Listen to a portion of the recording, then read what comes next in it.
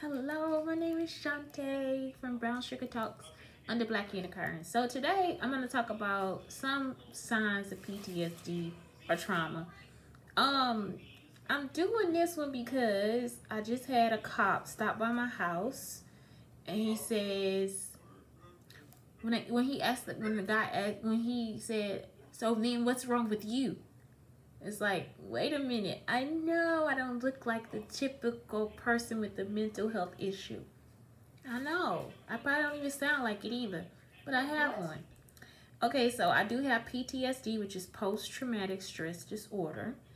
And it's saying it's often like something that people see as invisible. You could be totally telling somebody you are fucking with me right now, like like you are actually triggering me, and the person could actually be thinking, no, it's okay, I'm just gonna push the button harder, because you don't look like you have survived trauma. So the first one is in their eyes. So this one is saying a Cardiff University and Swansea University researchers recently released a study that looked at the pupils in the eyes of trauma survivors, which can be measured when shown images of stimuli.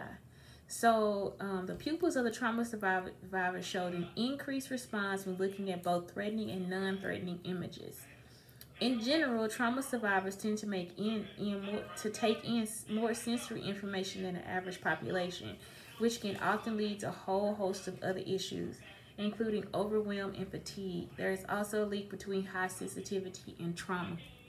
So somebody could be like, "You so sensitive," and it's like, do you know?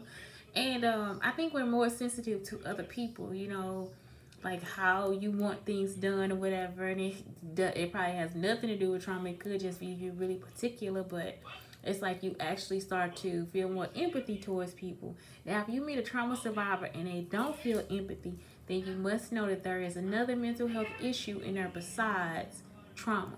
You understand? So that's the whole thing. It's like, yeah, we're sensitive. And I don't think it's much. I don't think it's too much. If somebody just tells you don't do that, or it's irritating to them, then don't do it. I thought that some things were like some of my son's issues, though. He has like some of the sensitive touch issues that I have.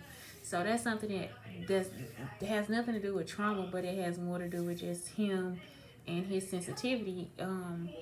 Other sensitivities, like if I hear a noise, what else? If I don't, like I said, if people are following me, if I don't feel safe, if I don't trust the person, if the person is not a positive person that I see most of the time, like it's a lot that go into it. So yeah, I just don't trust a lot of people sometimes. And like I said, I get this like feeling in my stomach sometimes, like I think it's something I heard about that too, like I don't get irritable bowel syndrome, but it's just like sometimes it's like it's hard to like for real try to leave the house, because I think about that stuff, like if I go out the door, if somebody gonna say something, if I go to the store, if it's gonna be the wrong thing said, if I do something, you see what I'm saying. And then living with a person that was probably or having two people that actually have mental issues. Like I think Marcus may be a sociopath, and then Brandon was claiming to be bipolar, which I don't know if that's true or not.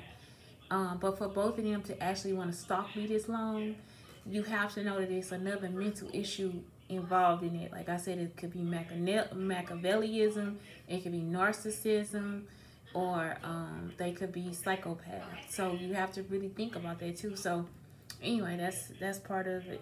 And especially if they don't stop and look and see that I'm actually having issues. A lot of times I don't show that I'm having a problem. I try to hold on to it, and if I do, then that's when I start to get the waviness and the disconnect between what's actually happening, what's going on in my head. So yeah, that's what happens. In the brain scans can reveal a number of insights as physical proof of trauma. In trauma survivors, it's common for experts to observe a number of brain changes in several areas of brain. An overactive amygdala amygdala, which controls the fight or flight response, means the survivor can be in a state of hypervigilance. A weakened prefrontal cortex makes it difficult to concentrate, and an underactive interior means emotional regulation is more difficult. I don't know what any of that means. All I know is sometimes it gets wavy. Sometimes it's like I said, I feel like you like high, like I'm on drugs or something, or I'm drunk a little bit or whatever. And I don't drink or do drugs, so it's just like that's what happens. Like it just like even now today I already did a show or whatever, and before I was leaving, I already had that feeling in my stomach before I was going to the store because I had just had an issue with a man on the bus. I cussed his ass out because I'm tired of these motherfuckers following me. But that was it. I didn't want to have another issue with this person following me. I don't want to continue to be in a state of fear for my life because people want to keep abusing me and they don't understand. And so, like I said, when people have no empathy towards you, whether you say give me empathy or not, it's a problem because, again, they got something else going on. And usually it's white people that never want to clarify shit. You see what I'm saying? They so powerful. They know everything. They God. That's what Brandon thought he was gonna be God. Like, I don't even like you as a human being. So how the fuck you finna be something in my life and I hate you? You see? So, yeah, I don't know. So yeah, I'm just really, this stuff is like so taxing. And that's what he was saying before the first one. Like, it's like you actually get tired. I get tired easily, especially if I'm having like a traumatic whatever. It's easier for me to probably go to bed and sleep good, you know. Like, so when people say, how you sleeping? I love to be like, I sleep good. Especially if I didn't have like a freaking attack or anxiety attack. It's like, oh my God, I sleep well. Do you hear me? Once I get all that shit out and I was like, baby, you would think I was smoking weed. I sleep well. You hear me? In the body. In addition to psychological symptoms, including depression and anxiety, there are a number of physical ailments like linked to trauma as well. Chronic fatigue. I'm not tired all the time. I move around a lot. Fibromyalgia. I don't know what that is. I know I got like something in my ankles. You know, like I wake up and my ankles hurt. I don't know if that's older age or if it's anxiety. I don't know. Other autoimmune diseases. I really try to take care of myself. Migraines. I actually don't have those anymore. I used to have them when I was younger. High blood pressure, night terrors sometimes. Stomach ulcers. I don't know if I have ulcers, but like I said, when I get that feeling in my stomach, it doesn't feel good. Irritable bowel syndrome, polycystic ovary syndrome seem to occur more often in trauma survivors. So, again, it affects your body as well as your mind. Trauma is one potential trigger of fibromyalgia, for example. It's believed almost half of all men with combat-related PTSD also meet the criteria for fibromyalgia, a chronic illness that puts your nervous system into hypervigilant state, causing chronic fatigue and other symptoms. In addition, 64% of nearly 14,000 people diagnosed with fibromyalgia reported they experienced trauma as a child in a survey conducted by the Mighty. Treating physical trauma symptoms. I don't know. I say just stay healthy. I think that helps me more times than not. Like, especially if I'm going through like a days of anxiety, it's like I just try to eat healthy, drink juice, drink a lot of water. Make sure I walk and exercise and stuff. At least do some yoga stretches. I used to do more yoga too when I was in my apartment because I was like at peace. Like when I was in Frisco and nobody was bothering us or following us or whatever, I was just like really at peace, like complete fucking peace. Like, I mean, like every day I could wake up and it was so sensual to me. I mean, if y'all go back and just check my shows or whatever, I'm telling you, like, it was a whole different experience. And, like, feeling healed and being in a place where you were, like, nobody bothered me. I don't know if they wanted me there or not, but at the same time, it's like I wasn't being bothered, you know? So as opposed to being in a place where I'm being bothered and it feels like somebody's just scratching on the fucking board every day, like trying to find a way to fuck with me. So it's a very, very Um, it's a very different feeling. It's so different. It's so super different. So seriously different. Um, so let's talk about an ACE study. So I know I talked about this before. It's another black woman that talks about this, and she actually does these TED talks. And well, I don't know if she does a number of them, but she did a TED talk on it. And like I said, most of the ACE, the adverse what is it? Adverse childhood experiences. That's actually really done on a lot of white people. Like I know they got the faces like a black person, but it's actually most of the cases, most of the studies were actually done on white people, white men to be exact. So adverse childhood experiences or ACEs are particularly potentially Blake, turn it down so you turn it back up. Potentially traumatic events that occur in childhood 0 to 17 years. Experience violence, abuse, or neglect.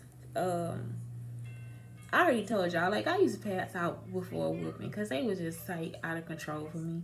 Witnessing violence in the home or the community. I didn't really witness it. It was just like I had cousins that went through a lot and ultimately died. Having a family member attempt or die by suicide. None of that. Also included are the aspects of child's environment that undermine their sense of safety, stability, and bonding, such as growing up in a house with substance misuse. Like I said, I wasn't really close to my father. I don't think I was really close to my stepfather, and I wasn't close to my grandmother. And so if you think about it, if all those people use some type of substance, whether it be alcohol or a drug, it's a problem. Mental health problems. I don't think that black people in their homes actually discuss really what the mental health problem is. It's just like, stay away from me. You know, don't come near me. Instability due to parental separation or household members being in jail or prison. See, that's not something that I actually had to go through. How big is the problems? ACEs are common. About 61% of adults surveyed across 25 states reported they had experienced at least one type of ACE. And nearly 1 in 6 reported they had experienced 4 or more types of ACEs. And that's the thing, again, it's white males. This is mostly white male. Preventing ACEs could potentially reduce a large number of health conditions. For example, up to 1.9 million cases of heart disease and 21 million of cases of depression could have been potentially avoided by preventing ACEs. So even though it is predominantly white men, now let's think about that data and how black women have a high amount of heart disease that people were not discovering. So now when a black woman actually comes to the hospital and says, I'm having this, they actually check her heart first. Because a lot of black women were dying from heart disease. At least that's my case. Because then I see other cases on the internet and it's like they didn't check them at all. The people were having heart attacks and the hospital was telling them they was having something else. So we actually go through a lot of stuff. You think about it, my whole situation, and I have not one case where I have won anything. So even if I have a delayed reaction due to PTSD, or anxiety. So I have not one case where I have won anything when all these things have been pushed on top of me for whatever fucking reason they think they should do it. Okay? You have to really think about that. Black women are pushed through a lot of bullshit that they really don't even have to go through. And for what reason, they don't even fucking know. Okay? Some children are at greater risk than others. Women and several racial ethnic minority groups are at a greater risk for having experienced 4 or more types of ACEs. You got to also think about women in other countries who have men who would kill them for certain things or beat them to have sex. You know what I'm saying? Where they being forced to do a whole lot of shit that they really don't want to fucking do. You know, you even see it on some countries where the woman is just getting married and the man already beating the fuck out of her and everybody just looking like it's okay. That's not okay. Like, he just married this girl and he gonna smack her in the face. Like, what is that? You know, like, she can't even leave. She don't even have a chance to get the fuck out of there.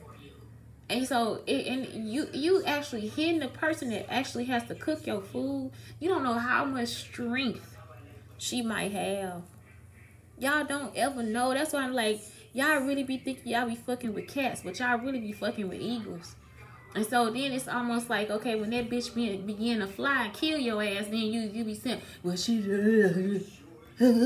Oh, I hate y'all. I hate, like, y'all are so grotesque to me. Just thinking about all the shit y'all do. It is just so fucking, I hate it. ACEs are costly. The economic and social cost to families, communities, and society totals hundreds of billions of dollars each year. So I'm ultimately trying to build a school to bring money and people into the community. Y'all ultimately try to destroy me to take the money out of the community. You see what I'm saying? Because people didn't educate me for free. You get what I'm talking about? You get what they saying? I get it. So people don't educate people for free. That's all I'm trying to get you to see. Is the data is there. People do not educate others for free. They don't invest their time and space and energy to other people for free. And this is the one thing I want to get back to about the little girl. This little girl had like a lot of stuff going on. You know, taken from her mother or at some point, in foster care, all this different stuff. And instead of her being able to be safe at a school and be able to be protected, we couldn't offer her that at the school.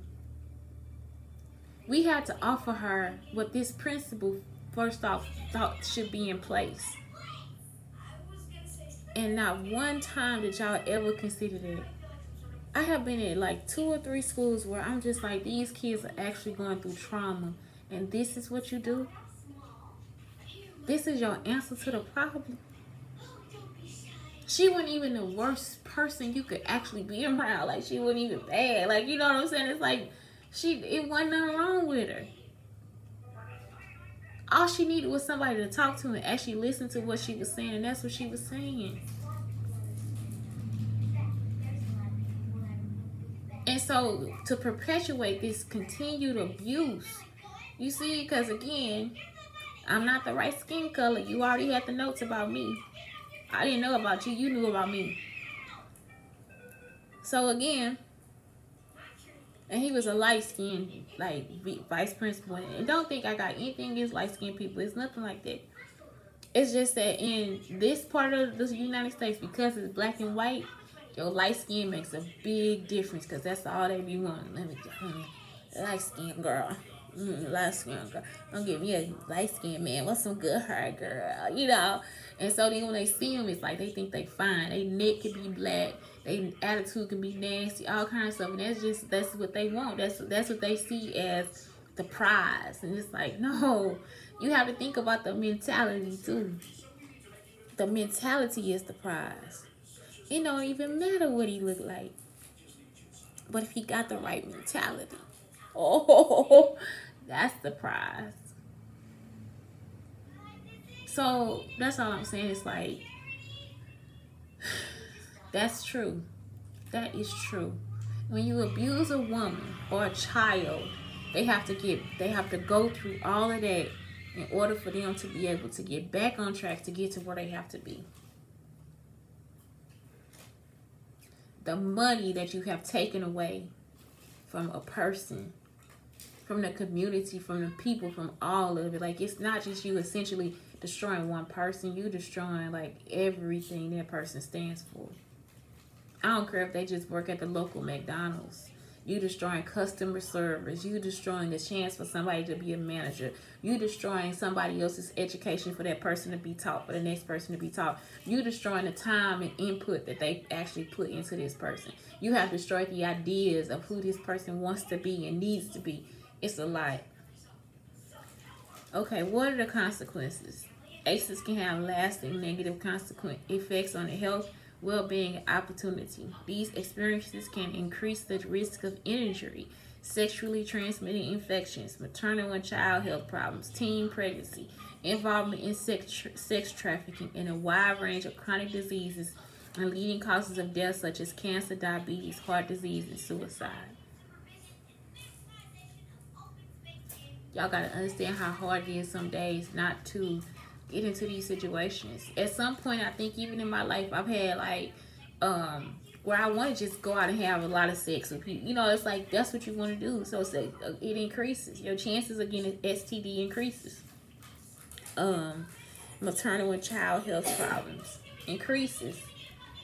Okay, teen pregnancy increases, because now who they gonna go to? Who gonna comfort them and give them love, honor, and respect? The next man.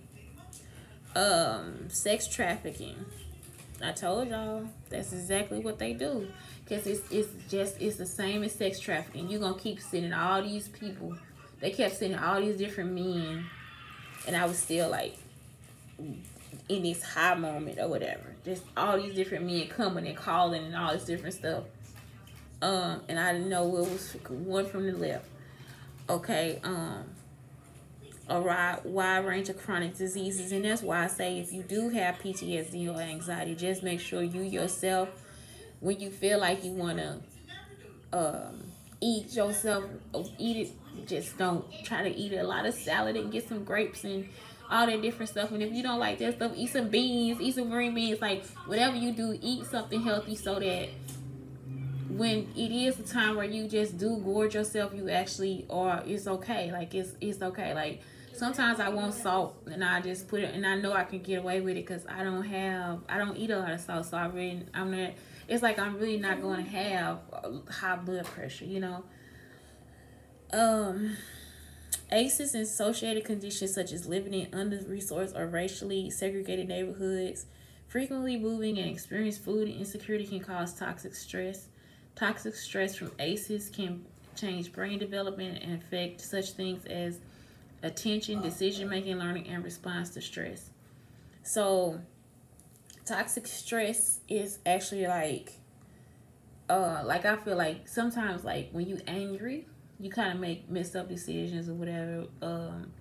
But toxic stress are actually like you'll be thinking about something, and you might not make the best decision just because you have been in this toxic situation. So you'll be thinking this person just left in a total ghetto. You like, this motherfucker ghetto, and it's not that they ghetto. It's just like once they probably already made their decision once, and when they made that decision, somebody crossed them. Every single people. Yeah, and so now he said they can hate everybody now because, you know, somebody crossed them, somebody got in their way. So now they don't see, like nah, I ain't. Don't see that. They can't see up because somebody took that blind. Somebody got that blind on their eyes. No, it's like basically they cut it off, you know. So now they can see. So you gotta help them see up, you know, huh? They've been possessed. Possessed? Yeah. No, I think toxic stress is like they not possessed. It's just they don't, like somebody is making it hard for them. Yeah, they almost struggling to become better because somebody's making it hard for them to be better. They might also have unstable work histories as adults and struggle with finances, job, and depression throughout life.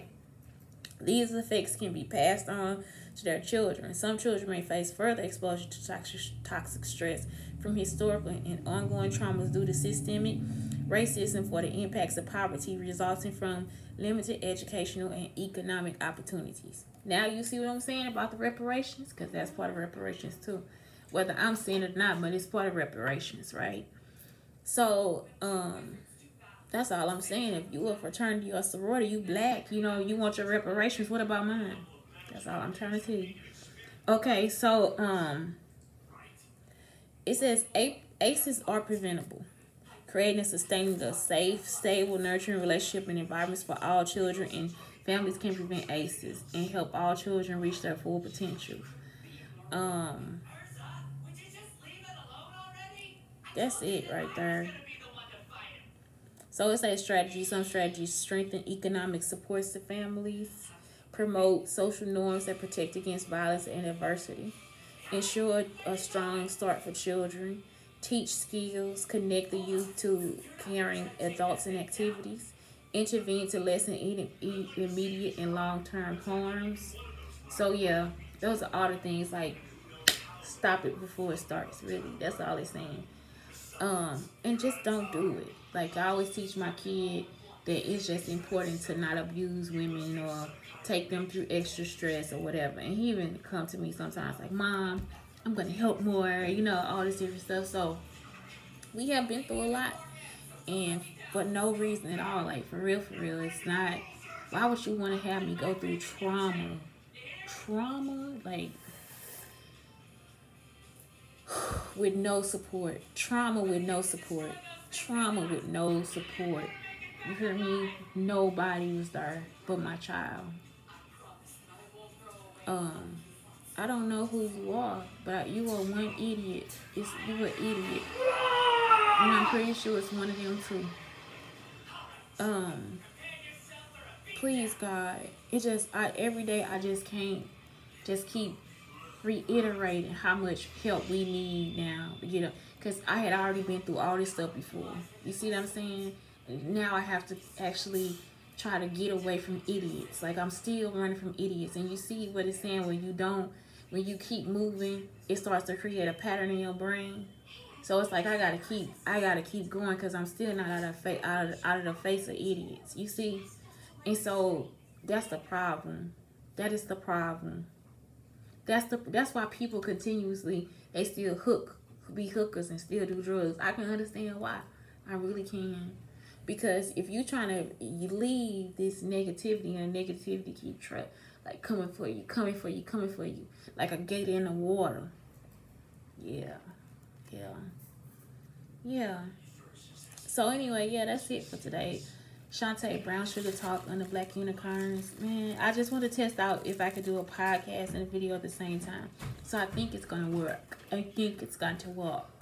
Cause I got my podcast back. So anyway, have a good day, and thank you for listening. Thank you.